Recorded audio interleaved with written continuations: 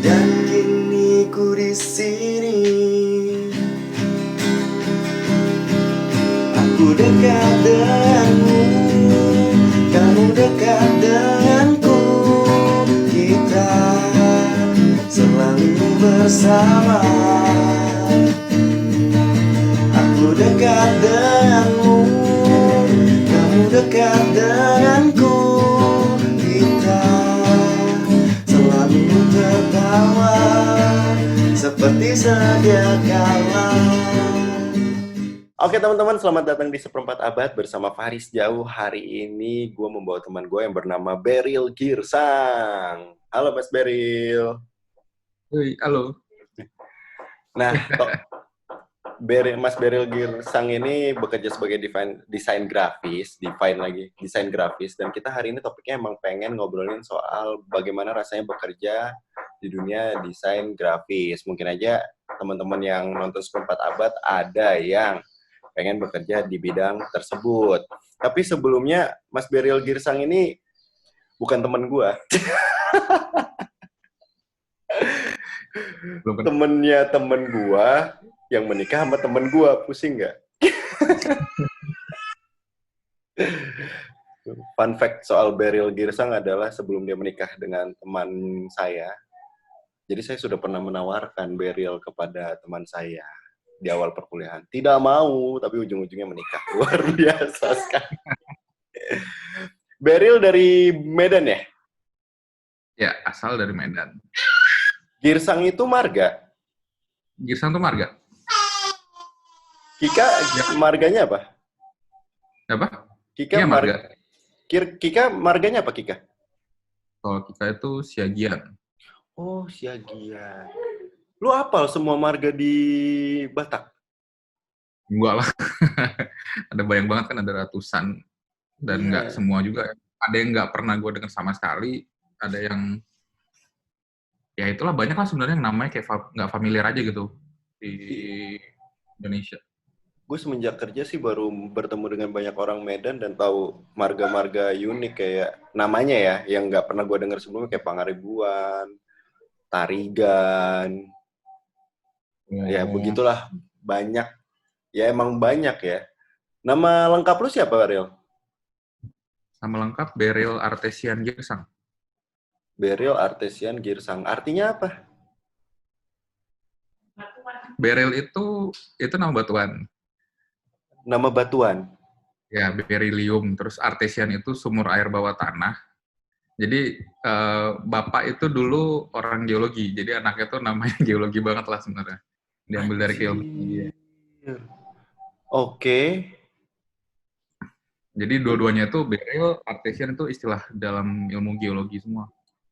Dan itu nggak ada arti yang kayak misalnya pangeran, sang penunjuk, sang pencerah, kayak gitu nggak ada? Beryl itu murni batuan, artesian itu sumur air bawah tanah. Pas ditanya juga artinya ada harapan atau enggaknya sih, kayaknya enggak sih, cuma bener-bener masukin nama sesuai keilmuan dia aja. Unik, unik, unik. Lu berapa bersaudara, Ril? Ada 4, gue anak kedua. Dan semuanya namanya bebatuan? Enggak.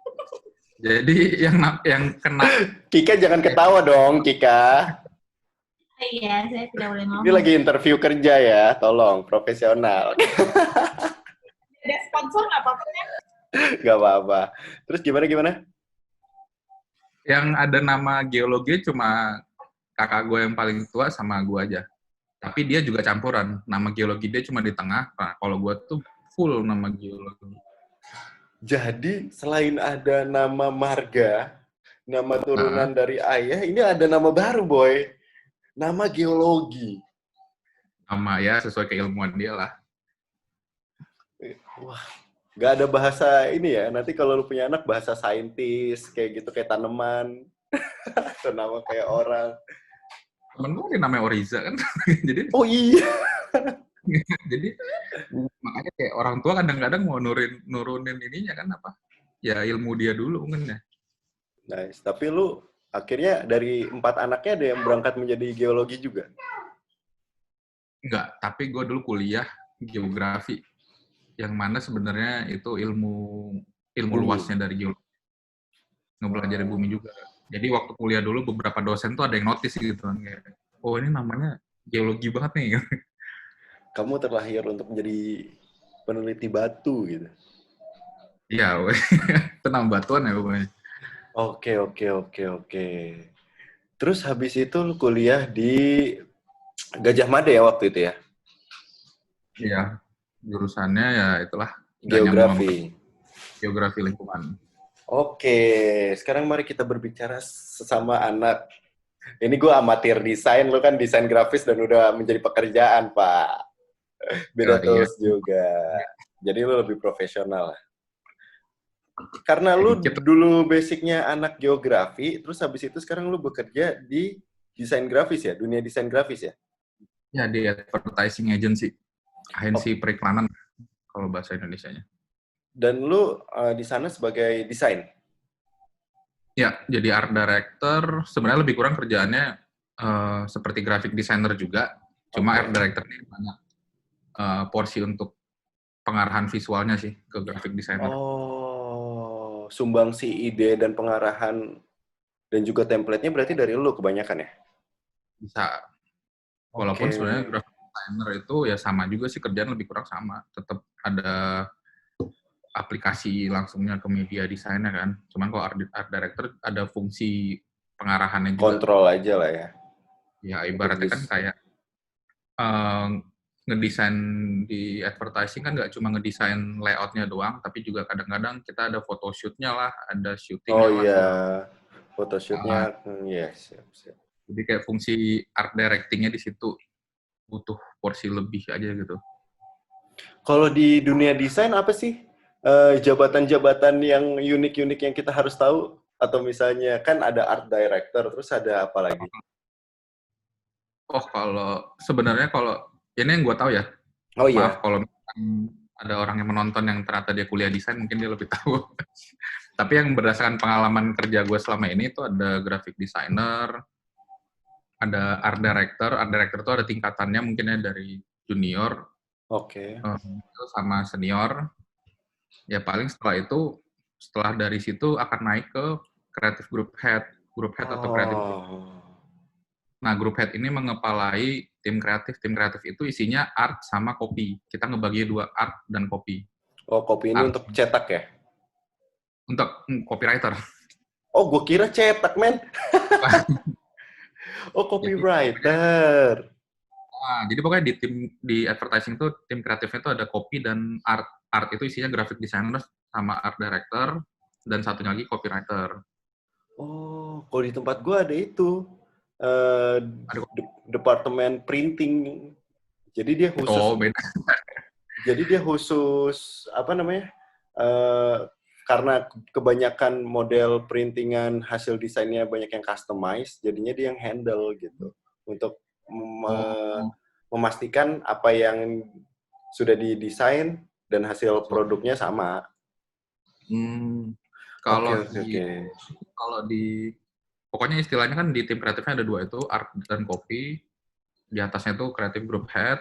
Nah, kalau di advertising yang chat ATL, kita nyebutnya ATL itu media cetak, majalah, TV, mereka punya FA artis namanya.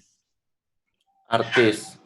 FA artis, final art artis gitulah. Jadi dia tuh cetak deliver ke media yang kita mau pasang. Nah, itu dari mereka tuh biasanya.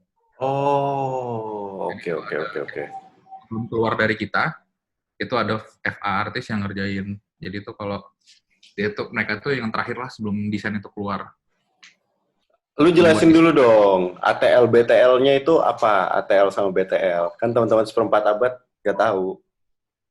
Kalau di advertising sih ada ATL, BTL digital sekarang ya. ATL itu above the line, lini atas. Jadi emang media advertising-nya itu media-media yang lini atas besar. TV, radio, majalah, surat kabar, bahkan sampai buat jalan kayaknya masuk ke ATL. Kedua itu ada below the line, ini lini bawah. Lini bawah ini bukan maksudnya orang bawah sih, tapi kayak dia tuh lini yang langsung masuk ke konsumen kebanyakan. Jadi BTL itu kadang-kadang memang banyak banget kegiatan itu event, roadshow, jualan kemana, promosi langsung ke pasar. Jadi emang targetnya kan ATL itu adalah awareness kan buat orang ngeh aja dulu nih ada brand ini, masuk ke BTL, tujuannya buat orang ngerasain produknya langsung, bisa nyobain, bisa tahu, lihat gitu. Itulah intinya. Makanya kan kalau di Paris mungkin kan bahkan banyak ketemu sama ini kan. Kalau gue kan BTL lebih kan, ke kalau BTL, kalau gue. Nah, gitu kan. Toko lah segala macam, itu banyak kan BTL. Cuman kadang-kadang memang sering bias sih sama event organizer kan. Karena kadang-kadang untuk kerjanya kayak mirip gitu kan, banyak event sebenarnya. Nah, terus yang satu lagi digital. Yang digital ini, tempat gue tuh sebenarnya digital. Jadi karena zaman sekarang media digital itu jadi kayak satu yang emerging banget kan, apa ya, bener-bener dipakai semua orang.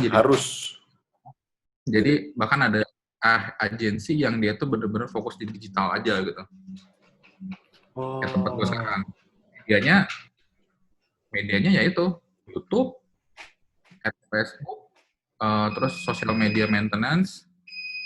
Jadi benar-benar ngelola hal-hal yang ada di digitalnya, sampai ngurusin web banner kecil yang ada di website, ngurusin banner di aplikasi-aplikasi gitu lah. Jadi memang lagi naik juga karena kan ibaratnya sekarang hampir semua orang punya handphone, hampir semua orang pakai smartphone gitu. Jadi lebih kurang ada 3 itu sih yang sekarang kalau gue lihat. Kayaknya kalau digital makin lama sih makin berkembang. Gue kemarin baru ngelihat kayak semacam promosi untuk maintenance ini sih, digital wirausaha. Jadi kalau mereka punya usaha digital, terus habis itu mau bikin engagement atau misalnya postingan-postingannya bagus, jadi mereka kayak nyediain jasanya. Dulu gue pengen bikin kayak gitu, cuman gue orangnya malesan. Karena udah punya kerjaan, bos. Jadi mau maintenance usaha orang kok mager. Gila, ribet ya. Iya. Tapi lebih kurang kerjaan gue kayak gitu sih. Kayak ngurusin sosial medianya sih. Maksudnya nggak cuma sosial media sih. Maksudnya semua kegiatan digitalnya sih.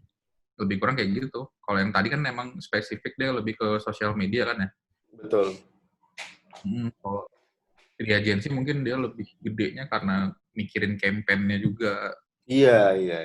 Ya itu sih yang menarik dari gue kalau ngelihat agensi gitu ya. Apalagi banyak brand-brand yang sifatnya FMCG kan juga biasanya mereka punya agensi masing-masing, terus punya campaign kan. Iya. Ya gue ngerasanya kadang keren sih seseorang punya campaign, apalagi langsung kena dan emang booming gitu. Kadang juga gue selalu berpikir logis juga ya, aduh campaign udah gede, tag-nya kurang. Ya gitulah. Tapi FMCG pasti selalu pakai campaign. Oke. Semua. Real. Gimana? Lu anak geografi, bekerja sebagai art director di salah satu perusahaan agensi dan juga advertising. Ya. Anak-anak yang kuliah desain pasti akan menangis mendengar hal ini. Ya, gue sempat mikir gitu sih, tapi ternyata anak desain sendiri pun banyak yang akhirnya nggak jadi desainer juga. Mereka jadi apa, Pak? Macam-macam, ada yang bisnis juga. Gue punya account eksekutif di kantor. AE di kantor, ya dia ngurusin itu lah ya, client servicing lah kan ibaratnya. Dia dulu kuliah di kafe. Oke. Dia dulu kuliah di kafe, kemudian? Dia bekerja sebagai account eksekutif, sebagai client service yang menghubungkan kita dengan klien. Luar biasa. Iya, dulu kan gue juga nggak pede sih sebenarnya pas masuk ke desain gitu, karena sebenarnya gue pengen kuliah desain tapi nggak dapat kesempatan itu, tapi akhirnya coba nyelesain kuliah terus kerja gitu. Sebenarnya nggak pede gitu kan, takut ngerasa dikucilin aja gitu kan sama orang-orang yang kerja di dunia desain. Ternyata mereka pas gue masuk juga bukan yang ngucilin sih, tapi malah kayak kaget aja gitu, wah ngapain lo kerja di sini kayak gitu ya. Akhirnya malah jadi satu hal yang apa ya, menarik buat mereka juga gitu, dan mereka nggak ada ngelihat kita lulusan mana segala macam sih ternyata setelah masuk. Yang dilihat hasil dan skill kan. Iya, setelah bisa kerja sama, ya bisa kerja lah sesuai kebutuhan mereka udah cukup. Ternyata kadang-kadang ya lulusan kuliah tuh nggak dilihat lagi gitu. Di kantor gue ada anak sipil juga yang jadi art director, ada anak komunikasi juga dulu. Oke, berarti lu belajar otodidak ya, Real? Belajar otodidak, jadi ya ngambil-ngambil project-project. Terima kasih lah dulu zaman kuliah. Organisasi. Ya.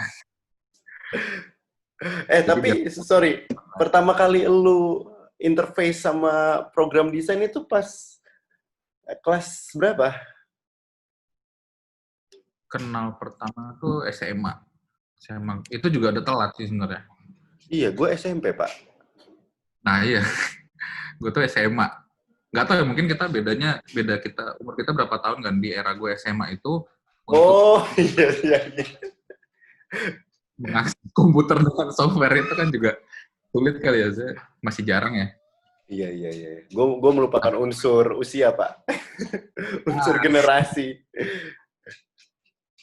Jadi dulu, iya SMP, bahkan SMA kelas 3. Waktu itu diajarin dari sekolah, ngeliat, akhirnya coba-coba sendiri, terus akhirnya mulai belajar bener-bener itu pas kuliah sih. Dari teman-teman sekelas lu yang tertarik sama dunia desain cuma lu doang? Yang ngulik sampai banget gitu? Sekelas pas SMA? Iya. Nggak, ada beberapa orang. Kebetulan gue punya teman yang waktu itu emang dia berhasil kuliah desain gitu. Oh. Ada sih beberapa orang yang kita nyoba ujian bareng.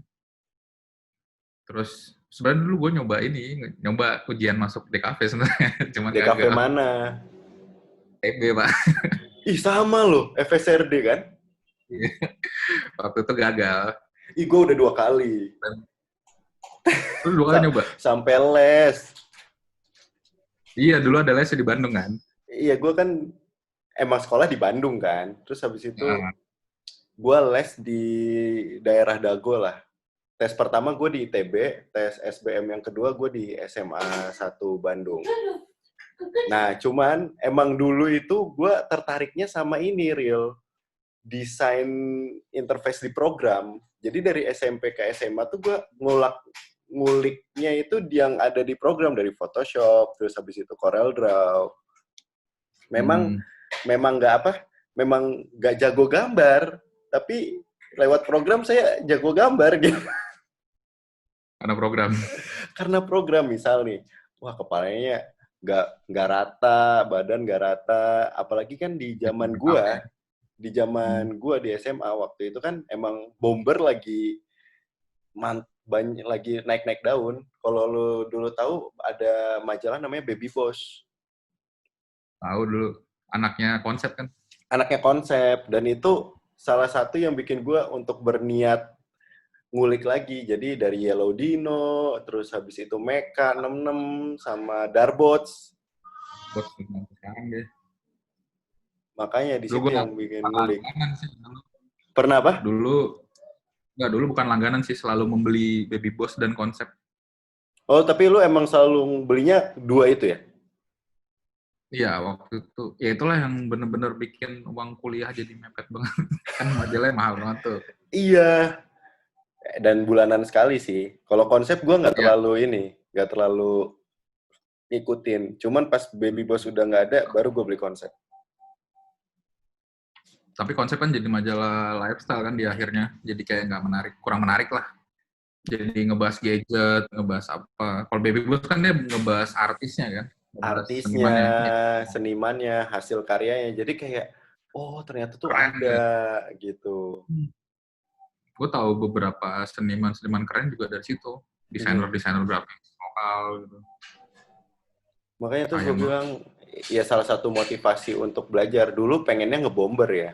Cuman pas gue ngelihat ada tuh Baby Boss edisi kedua apa ketiga, cerita soal OB Giant.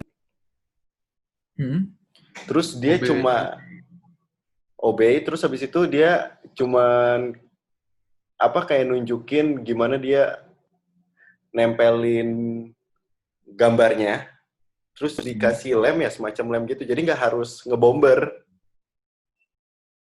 Dia propaganda gitu kan, poster-poster gitu kan. Iya, nah dari situ gue udah mulai iseng tuh. Bikin, terus gue tempel,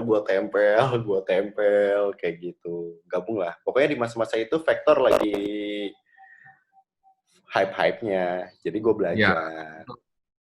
dulu tuh Vector tuh jaya banget. Apa sih webnya yang terkenal? Yang lokal atau Yang lokal, yang isinya gambar-gambar distro-distro gitu lah. Vectorica itu ada. Ah, iya. Kalau sekarang kan udah Vector banyak ya. sampai edisi keberapa. Dia bikin majalah waktu itu kan. Jadi dia ngumpulin seniman-seniman vektor Indonesia, terus nanti yang dia seleksi, kurasi, terus diterbitin majalah digitalnya dia waktu itu. Tapi cuma sampai edisi 12 kalau nggak salah. Dulu lumayan banget. Dulu emang rame banget, makanya gue juga ngulik-ngulik tuh dari, ya apalagi dulu forum kan, Kaskus juga masih berjaya jadinya. Kaskus Indo Webster lah. Ya, gua itu kalau nyari-nyari sumber apapun. Iya, wah gila udah dapat belajar, ya udah ngulik. Nah akhirnya lu nyoba FSRD di tahun lu langsung lolos. Enggak, aku cuma nyoba sekali doang. Ya waktu itu ada inilah, ada satu hal yang harus dilakukan, akhirnya menuruti kemauan orang tua. Itu sebenarnya geografi itu kan pilihan gitu, pilihan orang tua lah. Oke. Istri lu kan Saya orang di ITB Jogja. tapi. Hah? Tapi tetap aja. ITB IPS. Iya. Ini. Oke, jadi gue dulu waktu tes SBM ITB, pertama lu masih ada soal ini nggak? Skolastika. Apa sih? Jadi kayak tes-tes Sekolah. matematika logika dasar gitu ya? Iya, ada tuh. Pokoknya tesnya tuh sebenarnya paling sedikit kan di antara yang lain. Tesnya tuh bukan cuma sih. Tesnya tuh bahasa Inggris, tes Iya. bakat plastik, sama gambar 2 kali. Gambarnya itu kalau nggak salah satu lembar dibagi dua, yang satu point of view kan ya? Sudut pandang ya? Ya, nggak tahu deh sama soalnya apa nggak tuh dulu. Iya, gue lupa Dulu pokoknya. Terus? zaman gue nyoba, dia gambar tentang kejadian yang lagi hip saat itu. Oke. Jadi dibikin, iya bener bagi 2. Tapi yang satu itu kejadian dan satu lagi penanggulangan gitu-gitu lah intinya. Oh, Itu kalau gambar 2. Kalau yang gambar satu itu kan yang disediain 15 objek bentuknya aneh-aneh gitu. oh itu mah, Disuruh, iya iya iya. Iya. disuruh bikin satu gambar di kotak kecil itu dengan tema yang mereka kasih kan. Ada transportasi, komunikasi, sama apa satu lagi waktu itu. Oke, kalau di zaman gue satu dikasih lembaran, gue nggak tahu itu ukuran apa ya, bukan A3 cuy, panjang kok A3 kali 2 lah kalau nggak salah. A1, A2 kali ya, 2 kalinya A3 atau A2 ya, A2 kali 2 deh kalau nggak salah. Gede kok, panjang, terus habis itu dibagi 2, soal satu di sebelah kiri gambarkan objek yang ada di pasar, yang satu lagi gambarkan situasi pasar dari sudut pandang Anda. Jadi kayak lu mau lihat dari mata orang pertama, kedua, ketiga, dari mata elang. Wah, terserah deh. Pokoknya di situ gue ngerasa tes gambar itu stres. Stres lah. Bingung soalnya. Apalagi nggak pernah nyobain belajar gambar ya. Anjir, langsung deh. Langsung out. Tapi gue 2 kali. Yang pertama masih enak di ITB. Mejanya lumayan. Yang kedua gue di SMA 1. Dan waktu pas gue tes, mejanya ada bolong-bolong, Pak. Meja SMA. Jadi pas gue lagi neken pensil, cus! Nyoblos gue. Susah-susah. Oke. Berarti dari situ lu ngulik-ngulik, dan waktu kuliah lu udah mulai mendapatkan tanggung jawab lah ya. Atau misalnya beberapa kegiatan untuk lu bikinin desainnya. Ya waktu itu gitu. Ikut organisasi, akhirnya terjunnya langsung ya itulah kalau kepanitiaan ikutnya pasti di divisi apa sih nyebutin lu dokumentasi publikasi gitu Kupdok. ya yang berhubungan sama ngedesain terus kadang-kadang dulu waktu kuliah ikut bengkel seni gitu jadi ada divisi desain grafisnya Oh. dan untungnya yang satu hal yang paling gue syukurin itu terdampar ke Jogja itu sebenarnya adalah di sana itu kotanya kan seni banget. Iya. Tiap minggu tuh ada pameran, tiap bulan itu dimanapun tuh ada pameran. Jadi kayak satu hal yang menarik itu kayak di situ tuh kesukaan gue sama seni segala macam itu diakomodir gitu. Jadi tiap minggu tuh kita dengan gampangnya ada pameran yang muncul gitu. Entah dari taman budaya atau dari kampus isinya. Jadi waktu itu memang akhirnya minatnya itu nggak hilang gara-gara itu juga. Karena tiap ikut kegiatan yang itu divisi desain grafis di kampus, terus setelah itu tiap minggu kita jalan-jalan muterin pameran. Tiap bulan tuh ada aja pasti pameran. Oke, mantap. Semangat itu nggak pernah hilang aja gitu. Jadi kan tetap suka, tetap semangat. Ngeliat, gila karya-karya orang-orang di Jogja tuh gila-gila lagi gitu kan. Iya. Terus pamerannya juga kadang-kadang skala nasional kan, yang kayak art job lah segala macam. Iya. Skalanya udah bukan lagi regional Jogja. Jadi emang waktu itu emang jadi makin tertarik. Sampai dulu bener-bener nyari orang yang kuliah di ISI gitu. Akhirnya dapat kenal cuma buat temen ngobrol, sharing doang gitu. Ada tuh untungnya. Oh, dan lu pernah nyoba sekali pameran? Pameran lokal doang. Maksudnya di fakultas tuh ada bengkel seni ya pameran di fakultas doang. Nggak pernah sampai. Dari situ terasah lah skill desain lu karena sering-sering dapat ini dan kalau misalnya template-nya itu aja kan lu juga bosen ya. Akhirnya nge-challenge diri lu sendiri untuk nyoba ini. Dari awal lu belajar apa program yang lu pakai, Ril? Kalau di SMA dulu nyobanya Photoshop sih, masih 7,0 kali waktu itu. Nah, waktu masuk kuliah, senang vektor, cobanya Corel, masalah. Karena itu Corel banget tuh, semua orang mencobanya Corel. Tiba ke Jakarta, nggak ada yang pakai Corel. Corel tidak diterima di MacBook, bos. Iya, ada sebenarnya Corel versi Mac, tapi di Jakarta, Jakarta itu semua kantor kayaknya nggak ada yang mau pakai Corel gitu. Akhirnya pas kerja itu gue bener-bener harus belajar ulang dari nol. Harus pakai AI. Pakai AI dan untungnya Photoshop kemampuan yang inilah ya, bisa lah ya Photoshop untungnya. AI itu bener-bener kuliah, bener-bener pas kerja gue belajarnya di kantor. Cepat, susah? Butuh pembiasaan sih sebenarnya. Untungnya udah terbiasa dengan Corel. Terus akhirnya belajar AI-nya itu cuma kayak masalah tools-toolsnya doang. Oke. Dan waktu itu emang terbiasa. Memang harus diterjunkan langsung di kerjaan. Jadi waktu itu hari pertama gue kerja, bisa AI nggak? Bisa mas, bohong aja gitu. Tapi dikit.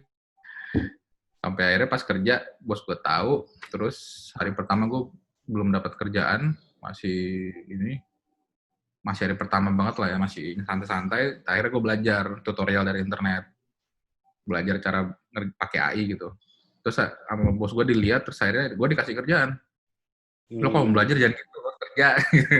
Jadi bener-bener diterjunin bikin satu layout desain pakai AI. Jadi bener-bener belajarnya tuh emang efektif tuh setelah langsung dicoba sih. Iya. Sama kayak tempat gue kok. Pokoknya kalau ada anak baru tuh biasanya bukan dikandangin ya. Dikeramasin dengan kerjaan-kerjaan fiktif. Jadi kayak target-target deadline palsu gitu. Lu kerjain ini, gini. Lu bikin poster ini, isinya ini, kayak gitu. Udah ada, mereka kerjain, terus ngeliatin kayak gitu. Iya biasa, emang harus diterjunin gitu sih. Kaget sih memang. Di Jakarta doang yang gitu, tidak menerima yang lain selain Adobe dan keluarganya. Butuh berapa lama lu untuk pembiasaan dari aplikasi sebelumnya ke Adobe Illustrator? Nggak lama sih, hitungan sebulanan sebenarnya udah mulai terbiasa. Tapi memang sampai saat ini pun gue bukan yang 100% software itu ya. Karena ternyata banyak hal-hal yang bisa dilakukan sama tools ini, tapi gue nggak tahu gitu. Oke. Ibaratnya ya kayak orang otodidak kayak kita kan, kita pembelajar apa ya. Kita gaya jalanan aja lah, taunya pakai ini aja gitu. Kadang-kadang banyak tools yang di kantor baru sekarang, temen gue ada yang paham banget tuh tools apalah namanya tuh. Ini bikinnya gini, gitu. Yang ternyata gue baru tahu itu setelah diajarin gitu. Jadi kayak software itu terlalu banyak yang ini. Upgrade yang ya? harus kita, iya, jadi kayak yang pengetahuan kita ya mungkin cuma buat ngoperasiin standar aja. Gua itu real sampai sekarang kan masih pengguna Corel ya. Dari dulu bikin apa sih kalau di zaman kita baby post tuh dulu kita kalau gue di Bandung tuh lagi masa-masanya gue tuh harus punya karakter. Gue harus memperkenalkan Iya, Paris tuh dari karakter cuy gitu kan. iya. Biasanya itu karakter sih. Nah, makanya gue pakai Corel bikin karakter segala Hmm? macam dan sampai hari ini pun gue belum nggak nyentuh Adobe Illustrator, malah update-nya ke Corel X7 ya yang baru, apa X8, gue lupa nih. Masih ada ya? Masih, Graphic Suite X8, dan bahkan dia punya web design gratis di Google. Jadi kalau misalnya kita mau ngedesain, semisal gue lupa bawa laptop nih, terus kan sebenarnya bisa ngelogin aplikasi Corel dengan kita ngelogin. Jadi nanti buka aplikasi di mana aja, gue tinggal masuk atas nama gue kalau punya lisensi. Nah, cuman dia sekarang punya Corel yang untuk dipakai gratis, tinggal nyari web. Kayak gitulah. Menariknya sih di situ. Cuman gue sampai sekarang nggak berani untuk nyobain AI segala macam. Padahal teman-teman gue yang tahu gue bisa ngedesain dan sedikit-sedikit gue pakai di kerjaan gue. Jadi kayak gue bikin buku bulanan atau tabloid kantor segala macam, malah gue yang ngerjain, bukan anak desain. Oh, karena lo bisa ya? Karena load gue nggak penuh, misalnya load gue masih bisa nggak sepenuh anak desain, atau misalnya karena kerjaan gue juga lebih banyak di luar kota dan malam masih free, jadi biasanya gue ngebantuin kayak gitu. Nah, cuman ya Corel aja, cuman yang gue bisa Corel aja. Iya, memang sebenarnya mayoritas di Indonesia itu masih pada itu sih kayaknya. Di luar Jakarta masih banyak yang make. Dan tapi gue nggak punya keberanian untuk bekerja di dunia. Bekerja untuk jadi, gue nih bisa desain nih, hire gue dong gitu. Gue nggak berani, Pak. Takut. Gak pede aja kali, Riz.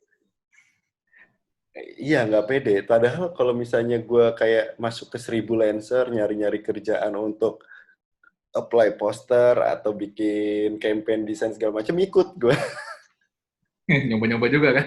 Iya, freelance gitu nyoba. Karena ya kebiasaan sama kayak lu. Dari kampus juga di tahun pertama mungkin atau di tahun kedua gue ngedesain sendiri, ngedesainin organisasi, habis itu punya brand, ngedesainin brand gue segala macem kayak gitu. Belajar photoshoot juga untuk brand segala macem kayak gitu. Nah, cuman gue anggap itu sebagai ya udahlah buat diri gue sendiri, bukan buat orang lain. Soalnya kan kalau kerja di desain impact-nya buat banyak orang, Pak. Iya. Oke. Ya. Lebih luas. So, itu tadi tentang bagaimana Beryl mendapatkan ilhamnya di dunia desain dan aplikasi software apa aja yang dipakai. Sekarang kita mau tahu, sebenarnya orang desain itu kerjanya dari jam berapa sampai jam berapa sih? Sesakit itukah kerjaannya? Iya. Kadang kan, sorry Real, kita harus memperjelas. Banyak orang yang, dia mah tukang desain. Nggak bisa ngomongnya tukang desain, gampang banget gitu. Ya itu pasti lu rasakan juga dari dulu sampai sekarang kan? Ya, jelas. jam kerjanya sih nggak tahu ya, gue belum. Jadi kan kalau di bidang kerjaan desain itu ada dua sisi lah ibaratnya. Kayak Star Wars kan ada dark side, ada ini. Jadi kita nyebutnya itu client side sama agency. Oke. Jadi dua desainer, semua desainer itu bisa kerja di dua sisi itu. Yang mana dua-dua ini itu bidangnya beda banget. Satu kerja di client side, ya udah jam kerja lo adalah jam kerja kantor itu, di mana lo berada. Oke. Misalnya lo desainer di Indomaret, ya udah lo akan ngantor, mungkin kemungkinan ya, yang gue lihat mayoritas teman-teman gue yang di client side itu kerjanya jam kantor. Oke. Office hour Kalau lah ya. ya office hour, lemburannya lebih jelas. Iya. Juga karena jamnya udah saklek jam segini, otomatis itu mereka akan ya overtime lah jatuhnya. Sedangkan kalau di agensi, dari semua agensi yang pernah gue jalanin, ya di kontrak sih, di aturannya sih selalu tertulis masuk ke jam 9, jam setengah 9 gitu. Tapi kenyataannya nggak pernah ada yang masuk jam segitu. Nggak tahu kenapa ya kalau gitu. Loyalitas Bahkan, ya tapi. tapi ya itu jam kerjanya kadang-kadang bisa melebihi jam kerja orang normal saat kalian mungkin udah di kantoran itu udah pulang jam 5 itu udah ngunci tas, udah ngancingin tas turun, kita mungkin baru on gitu. Karena kalau gue lihat kulturnya kadang-kadang apa ya, kita kan nunggu beberapa hal tuh kita nunggu feedback, beberapa hal tuh kita nggak, oke, kalau yang desain dari nol kita udah dapat briefnya kemarin, kita bisa kerjain hari ini, tapi kalau misalkan kita nunggu feedback untuk yang tayang malam ini gitu, itu kadang-kadang kita nunggu klien, yang mana mereka tuh kan kadang-kadang menyelesaikan itu setelah kerjaan mereka kelar atau gimana gitu. Iya, iya. Butuh dengan bos-bosnya. Jadi kadang semua feedback revisi itu datangnya emang sangat sore. Mengganggu Jadi, sekali ya klien-klien. ya, kita harus gimana soalnya kan mereka ya mungkin mereka dapat desain dari kita, mereka lempar ke brand. Kadang orang markom itu sama orang brand tuh beda Iya, iya. ini beda apa gitu kan.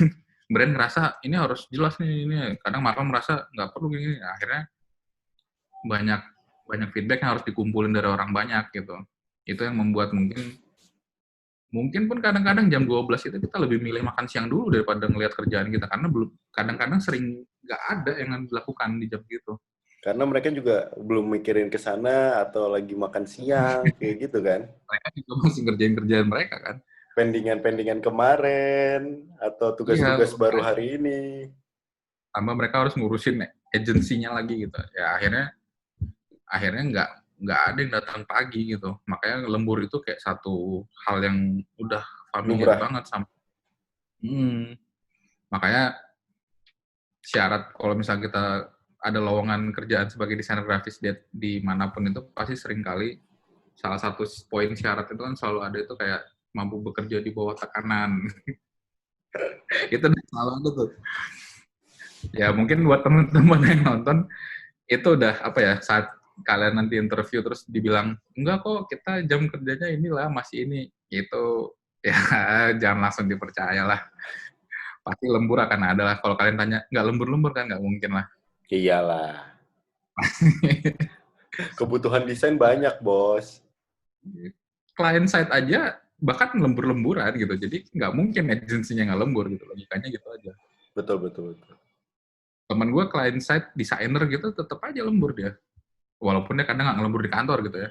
Banyak lah maksudnya. Kadang dia di kantor, kadang nggak. Tapi tetap kerjaan dia ternyata tetap dia harus bawa pulang. Jadi kayak ya gitulah mungkin kira-kira gambarannya lembur tuh udah teman-teman sehari-hari lah. Jadi kalau buat teman-teman yang bekerja, yang ingin bekerja di dunia desain grafis harus siap. Sebenarnya nggak harus desain grafis sih, semua pekerjaan. Ya, semua pekerjaan sebenarnya. Lembur, nggak pulang sehari, nggak pulang seminggu, itu sudah wajar. Sampai jam 11 masih ditelepon ditanyain kerjaan itu sudah biasa. Nggak ada kerjaan yang enak sebenarnya, yang santai. Anda itu dibayar, ya kayak kita dibayar, jadi harus melakukan. Oke. Berarti emang ya sebenarnya sama sih, sama di tempat gua, baik itu gua sebagai yang di Markom ataupun di bagian desain gua, ya emang kalau emang lagi banyak tuntutan desain ya kalang kabut. Iya, pasti ada masanya kayak ya pulang lebih malam, tidur lebih malam, ya itu wajib lah. Karena Tinggal kan gimana kita kan. bekerja sesuai dengan periode tayang ya. Iya, apalagi digital kan. Kalau digital itu Everyday. kadang kadang event yang terjadi hari ini yang apa tiba-tiba terjadi hari ini Tren. tuh tren-trennya tuh kan ada yang mana tuh tiap bulan berubah. IG story bulan ini sama bulan depan pasti trennya berubah, simpel itu aja kan. Jadi kayak Iya. ya dinamis banget lah. Anda berarti sekarang mengamati tren ya? Lihat doang sih. Tapi nggak terlalu ngamatin. Lihat trending YouTube Atta Halilintar. Oke, tema hari ini Atta Halilintar. Sebenarnya gue tuh bukan orang yang up to date banget ya sama hal kayak gitu, tapi lingkungan sekitar kiri kanan ini membuat aware aja gitu. Iya. Maksud gua, kalau semisal Gue kayak ada kayak gini real. Contoh nih kayak Fore Coffee gitu ya. Fore nih misal tutup, bangkrut gitu. Gue tuh cuman bingung, kenapa nih orang-orang pada ngeposting Fore, paham nggak? Nah, Wah, pada beli kopi di Fore, terus foto Fore. Gue bingung, kenapa sih ini Fore? Tiba-tiba bini gue udah ngirimin list-list barang yang dilelang di Fore. Oh, mau tutup di situ, kayak gitu. Trennya malah gue tahu kayak dari story sama postingan orang. iya sama, makanya gue bukan yang up to date banget, cuman akhirnya karena kerja bareng teman-teman yang di digital agency gitu, nggak tahu ya, gue ngeliat anak-anak, terutama yang ini ya, anak-anak yang milenial, atau milenial, Kayak saya kan, di bawah apa nyebut umur. yang baru lulus, terus udah kerja di tempat gue nih, terus dia megang bagian sosmed. Nah, mereka tuh memang pasti orang yang sangat aware sama perkembangan gitu. Bahkan kalau kayak kita di digital agency itu dia udah make buzzer dan influencer tuh, banyak banget. Nah, kadang-kadang nama-nama yang muncul tuh kayak, ini orang siapa sih gitu, nggak ada yang gue kenal. Apa sumbangsinya sama dunia ini nggak tahu gitu. Coba dibayar untuk ngebuzzing campaign dari klien kita gitu. Pernah sih di kantor bini gue ada program yang mau di campaign, terus habis itu ngelihat influencer buzzer. Terus kayak influencer buzzernya ya mungkin 50K sampai 100K, cuman gue nggak kenal kayak gitu. Terus gue cuman Ya, dalam hati gue sama bini gue tuh cuman ngomong gini, ini orang siapa? Kenal kagak? Terkenal enggak? Di TV kagak ada, minta duit gede, cuman buat ngeposting gitu. karena dia punya apa namanya follower yang kadang Tapi juga ya lu kalau punya anak apa mau jadi influencer?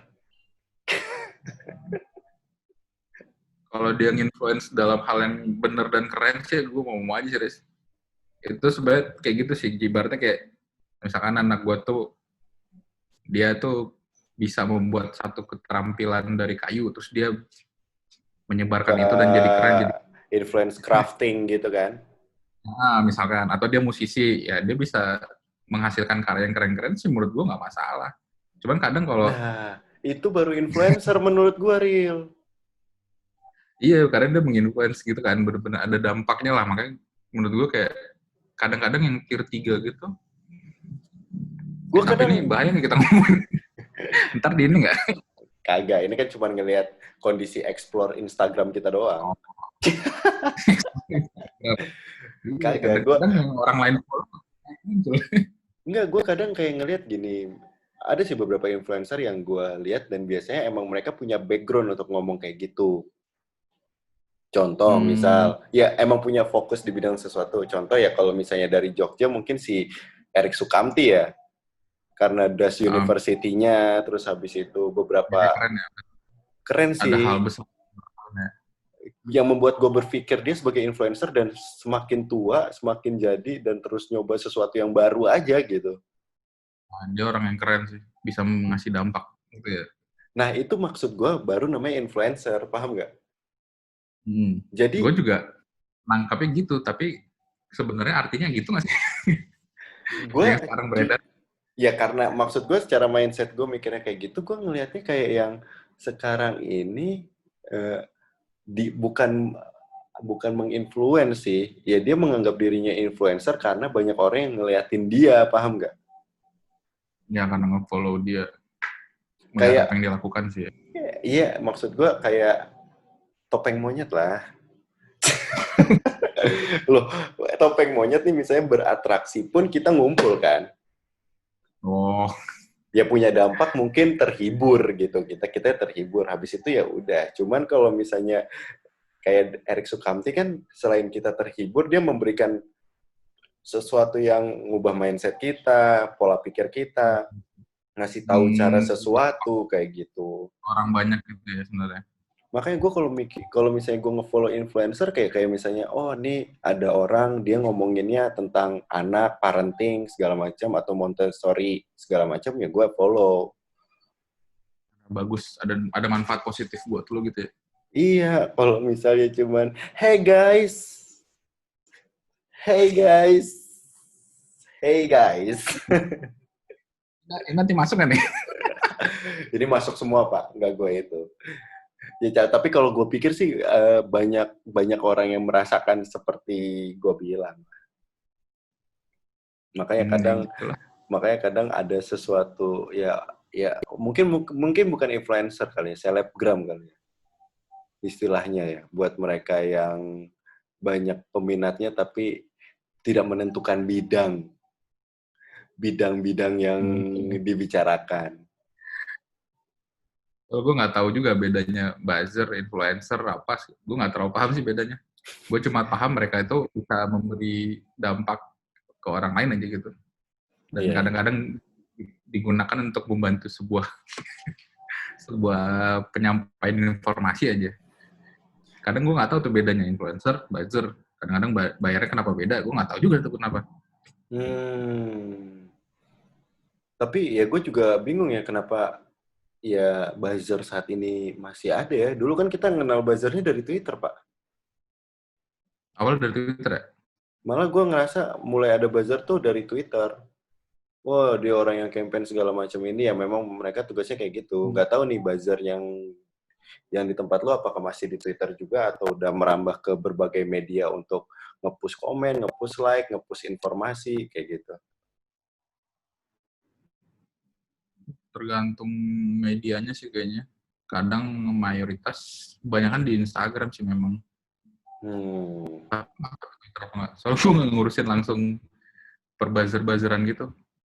So, sekarang balik lagi kita ngomongin desain grafis. Buzzer-buzzer.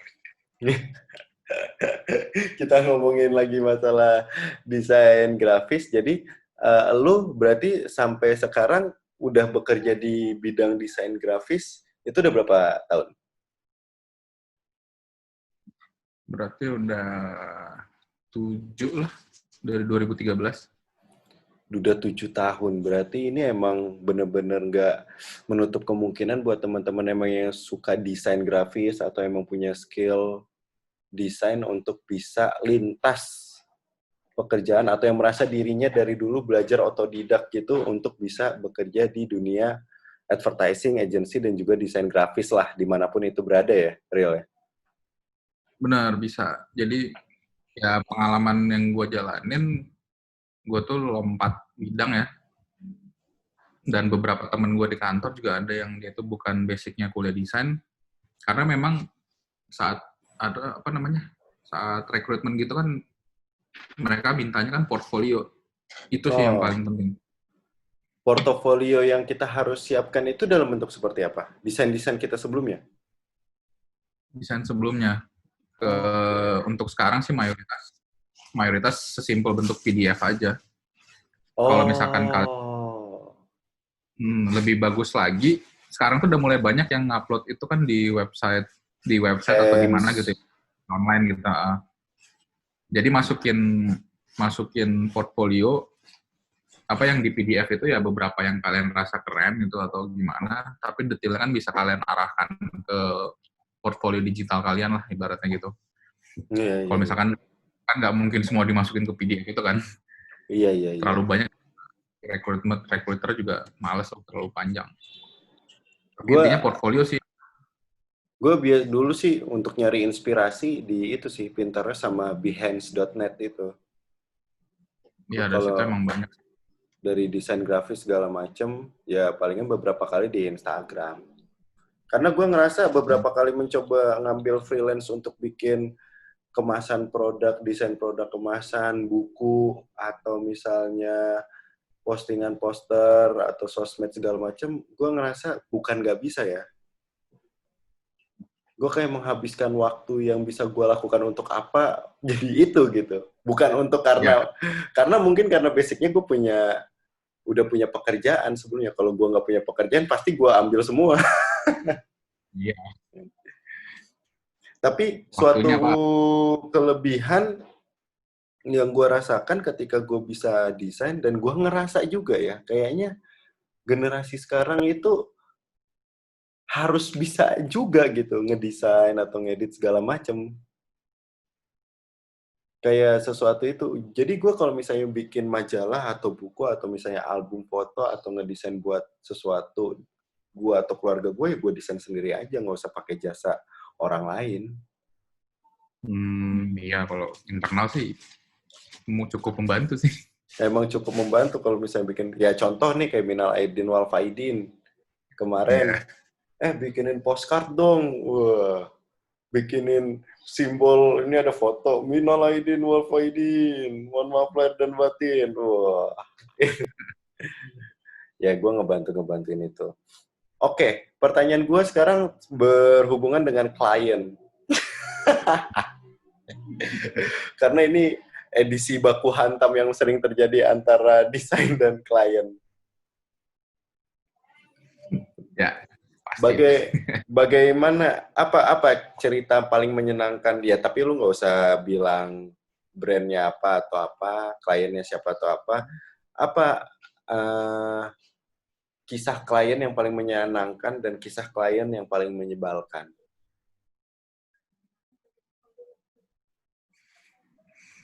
Kalau apa ya definisi menyenangkan itu gimana ya? Karena hubungan sama klien kan sebenarnya love and hate relationship lah pasti ya.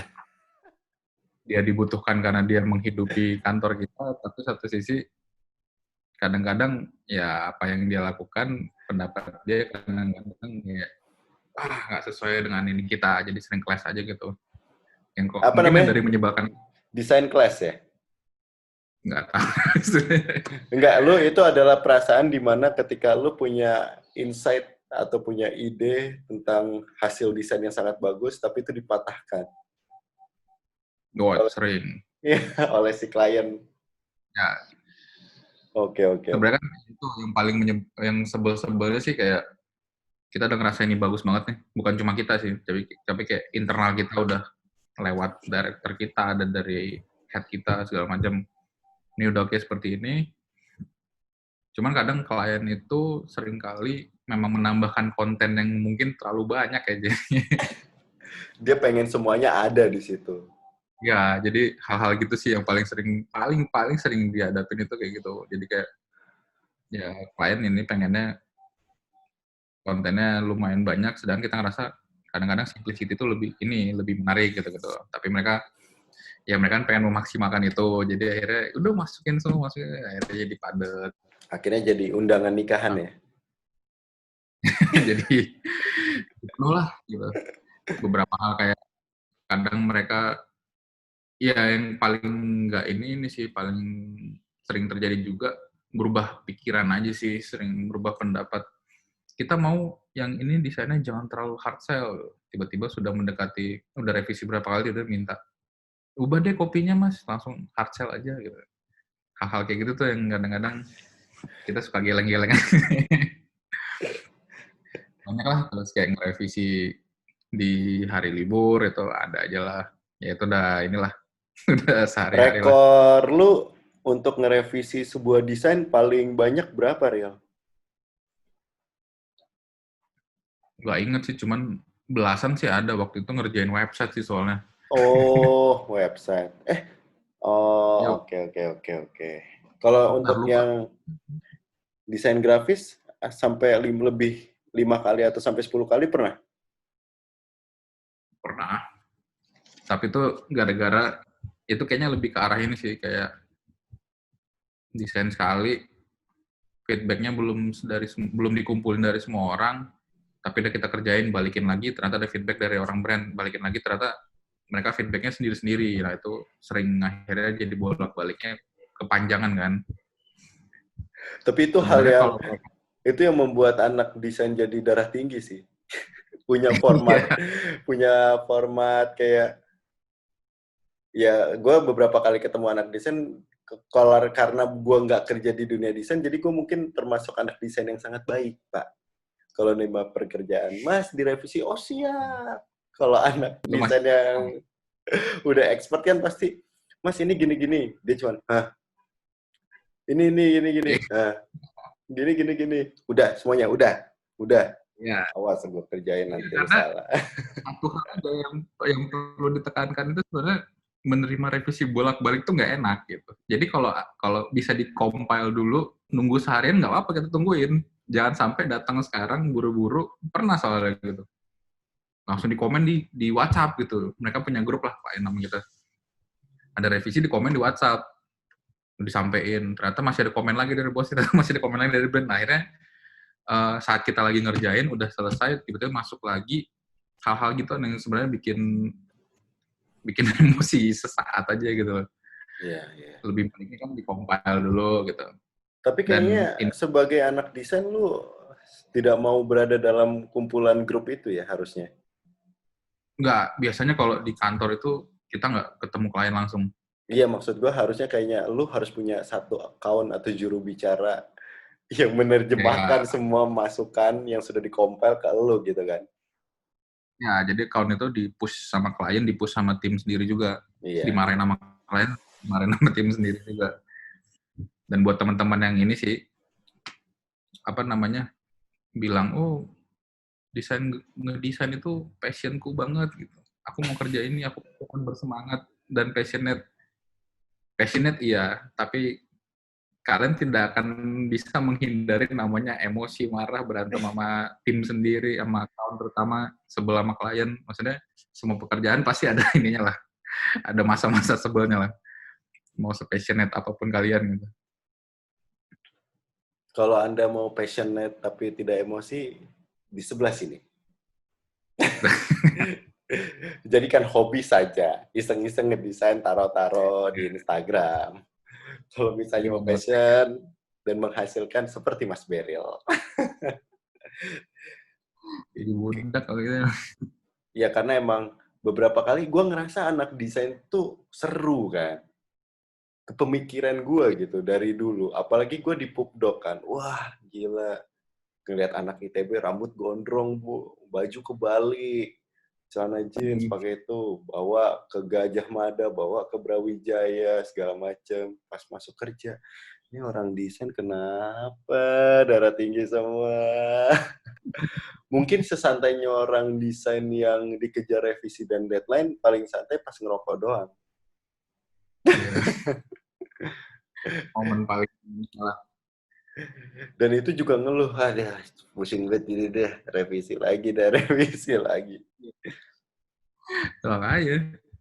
Ya mungkin lebih santai kultur kerjanya, iya pasti lah ya, lebih santai. Maksudnya kayak jam masuknya lebih siang dari kantor biasa, terus di kantor nggak saklek harus tertib banget gitu kan.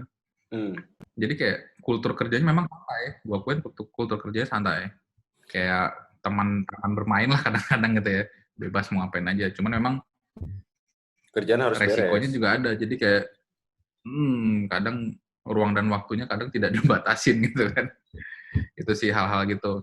Yang sebenarnya untuk orang yang baru kerja sih hal kayak gitu sih nyemangatin banget sih. Cuman lama-lama saat dia mungkin punya keluarga atau gimana, nah itu karena dan akhirnya kan banyak orang yang setelah dia berkeluarga dia akhirnya milih pindah ke client side dibanding di agency.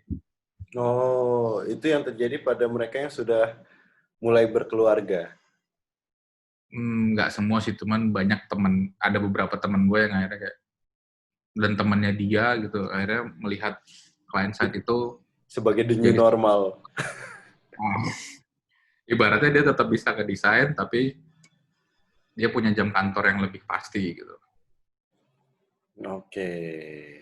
Pertanyaan gue berikutnya mungkin menuju ke terakhir buat lu, Ril. Kan sekarang semakin berkembangnya zaman lah. Lu akhirnya ya, adaptasi Adobe Illustrator. Apakah lu juga dituntut oleh company atau dituntut oleh diri lu sendiri untuk update setiap aplikasi, program, atau tools desain yang baru? Kalau itu iya, pasti sih. Contoh. Cuma kalau update-nya maksudnya setiap mereka ada keluaran yang baru kita pakai gitu, atau Uh, expand ke Kalau software lain. misalnya aplikasi, kan itu pasti kan dari kantor. Karena kan kalau AI biasanya license-nya kan bulanan apa tahunan ya kalau nggak salah ya. Nah itu kan Sekarang pasti, udah ada yang bulanan, ada yang tahun. oke. Nah itu kan biasanya update-nya kayak gitu. Cuman kalau misalnya ada program baru nih, next levelnya dari Adobe Illustrator atau apa kayak segala macam yang soal motion grafis, apakah lu juga dipaksa untuk pindah ke program tersebut? Dipaksa secara langsung sih enggak, tapi dipaksa secara tidak langsung jatuhnya karena keadaan. Jadi kantor nggak ngomong lo harus bisa, nggak ngomong gitu. Cuma ternyata kebutuhan zaman gitu kan, waktu itu gue dapet workshop dari salah satu sosial media besar dunia ini gitu kan. Mereka ngundang workshop, ngasih presentasi, terus kayak bilang video itu sekarang jauh lebih diminati dibandingkan gambar statis.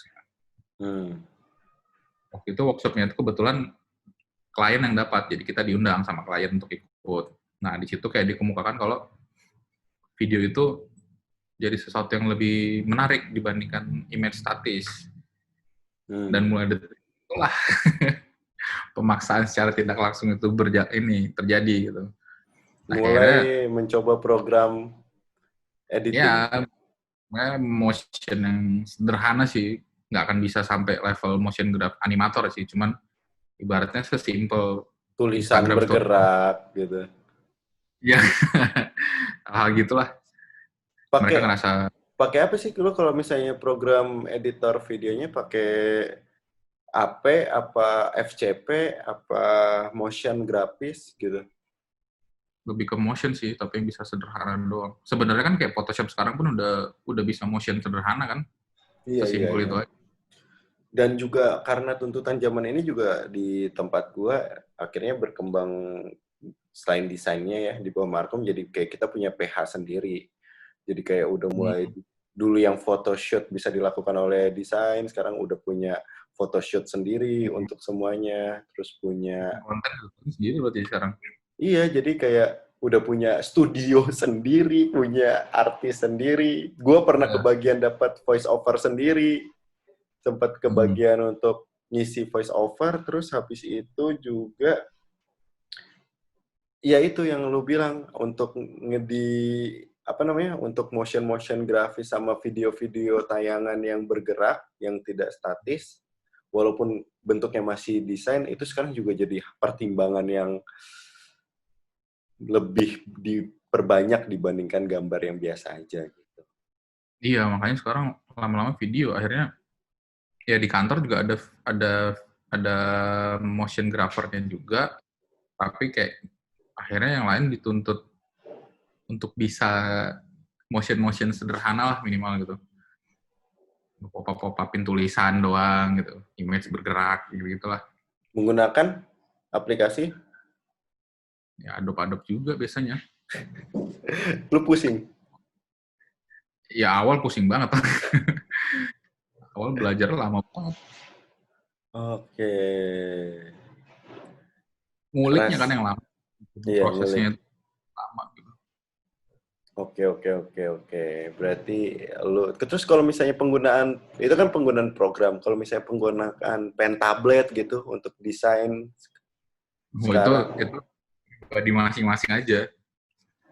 Oh, enggak ini ya, enggak wajib ya. Nggak, karena itu kan tools, sebenarnya pen tablet itu kan lebih lebih pengguna apa peruntukannya lebih ke arah ilustrasi digital kan lebih enakan guna awalnya kan. Iya. Tapi memang di kantor dulu tuh ada teman gue yang pakai itu sebagai kursornya dia, sebagai mouse-nya dia. Oh, Ada yang udah saking terbiasanya pakai pen tablet, dia pakai itu jadi mouse-nya dia. tek tek tek tek tek tek tek, tek gitu. Jadi tapi mayoritas orang juga nggak paksa pakai itu karena kan penyesuaiannya kan susah juga itu. Gue Iya. pakai pen tablet tapi sampai sekarang gue nggak bisa fasih makanya. Kalau gua rasa kalau misalnya lu biasanya basicnya ngegambar di kertas, jadi kaku untuk waktu gambar Iya, di pen tablet. gambarnya kan beda kan dia. Medianya, ruangnya beda. Kita ngelihat kemana, nyoretnya di mana gitu. Iya, biasanya kalau misalnya kita gambar di kertas terus ngarsir, terus ada Hmm. sentuhan sama kertas. Nah, ini tiba-tiba lu sentuhan sama kaca yang licin. Set. Yang sama gitu kan. Iya. Gue malah pernah nyoba pakai pen tablet jelek. Gue ngegambar di pen tablet jelek. Gue pakai mouse lagi gitu bisa. Iya makanya pakai mouse itu lebih kita bisa ngatur titiknya pelan-pelan gitu dibengkokin. Iya. Iya makanya banyak lah yang nggak ini pen tablet tuh kayak lebih ke ilustrator sebenarnya kalau orang mau gambar secara digital gitu. Berarti kalau misalnya untuk tools yang dipakai lu bekerja segala macam, itu tergantung lu. Tapi kalau misalnya ada software yang emang sangat penting pada zamannya untuk digunakan, berarti lu juga harus bisa menggunakan ya. Ya begitu kira-kira. Cuman kalau udah terlalu expert ya cari orang yang bisa mengerjakan itu. Oh iya, siap. Kita nggak bisa maksain juga soalnya. Oke. Mungkin itu aja, Real. Hari ini kita ngobrol soal desain grafis. Jadi, teman-teman, gue pengen ngerangkum sedikit buat teman-teman yang punya bakat, baik itu menggambar atau emang punya jiwa seni atau di bidangnya desain grafis atau bisa dari SD, SMP, SMA. Lihatlah kita berdua yang belajar dari otodidak. Ya, gue nggak pernah sampai bekerja sih.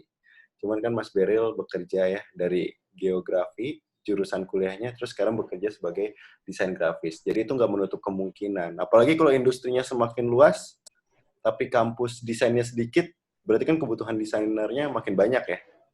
Banyak pastinya. Betul sekali. Cuman itu dia, setiap pekerjaan pasti punya resikonya. Lo akan berhadapan dengan siapa, tools yang digunakan, perkembangan zaman, untuk perubahan desain segala macam, permintaan dan challenge yang lo dapatkan terkait desain segala macam. Yang paling penting dari Mas Beril bilang, kalau emang ada niatan ke sana, kalian harus punya portofolio yang bisa kalian simpan di Instagram, atau di Pinterest, atau di Behance, untuk supaya nanti ketika kalian melamar kerja, kalian bisa menunjukkan hasil karya kalian. Seperti itu. Gitu ya, Mas Beril? Ya itu poin pentingnya sih. Ada pesan lagi untuk teman-teman yang mau itu? Apa ya? Ya kalau emang bener-bener minat, jangan ragu aja sih sebenarnya. Jangan kalah Tapi mental. ya, tapi ya di pekerjaan apapun ya tantangannya selalu ada. Iya. Kalau Dan dibilang kayak, jam kerjanya gini ya itu resiko kerjaan. Ternyata range gajinya kecil desainer ya nggak di semua tempat ada yang bagus ada yang emang nggak bagus ya sama lah kayak kerjaan apapun gitu kan. Dan kalau emang ini emang butuh passion juga sih bener yang kayak tadi kita bilang kalau dia passion sama kerjaan ini ya itu akan memberi bantuan lebih aja, beri nafas lebih aja karena banyak hal nggak enaknya kan pasti di kerjaan apapun. iya. Asal kita sama kerjaan kita ya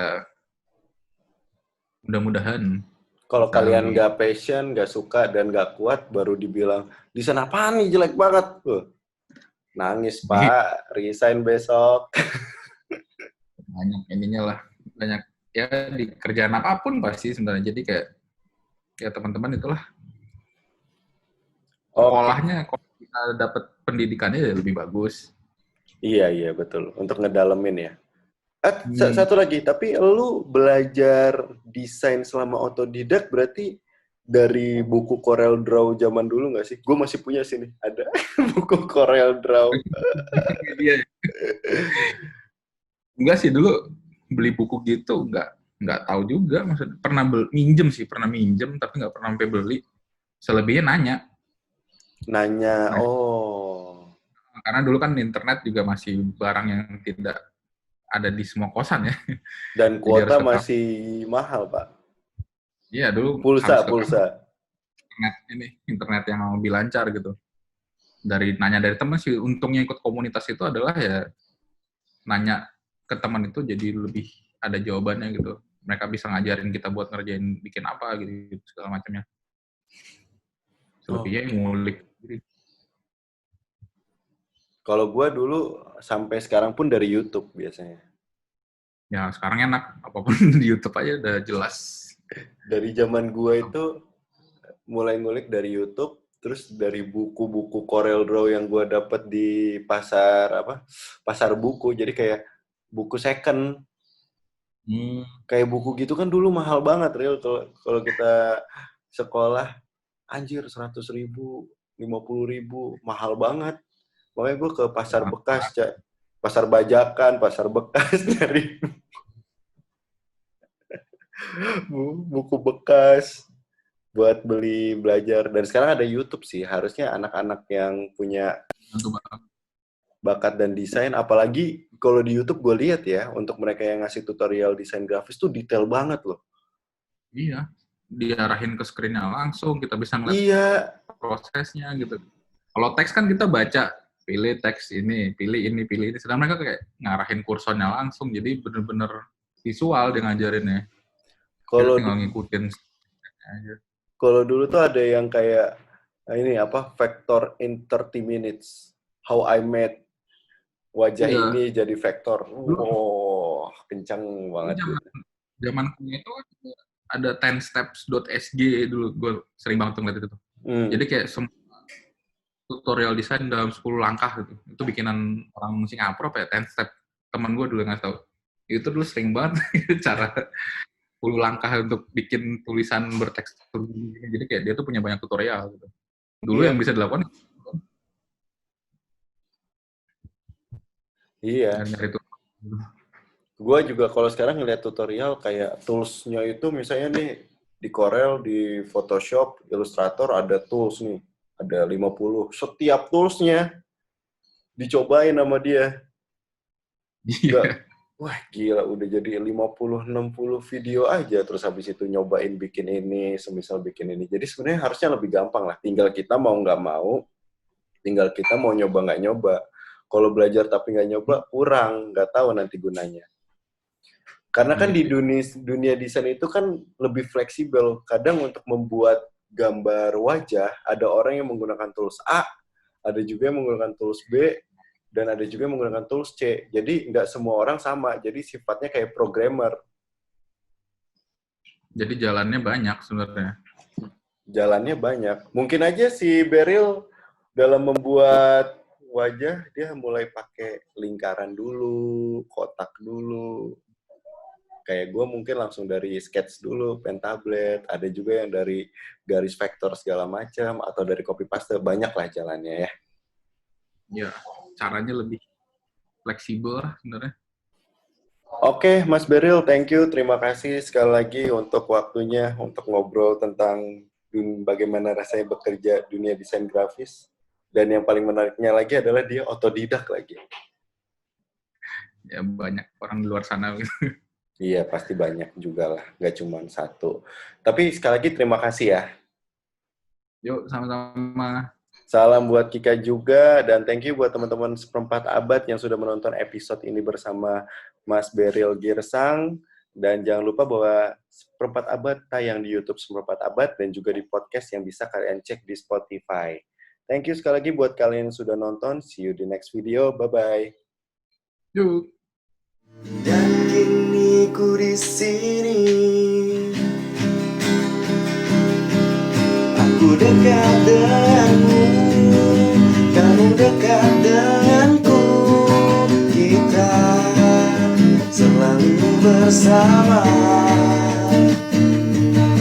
Aku dekat denganmu, kamu dekat denganku. Kita selalu tertawa seperti sedia kala.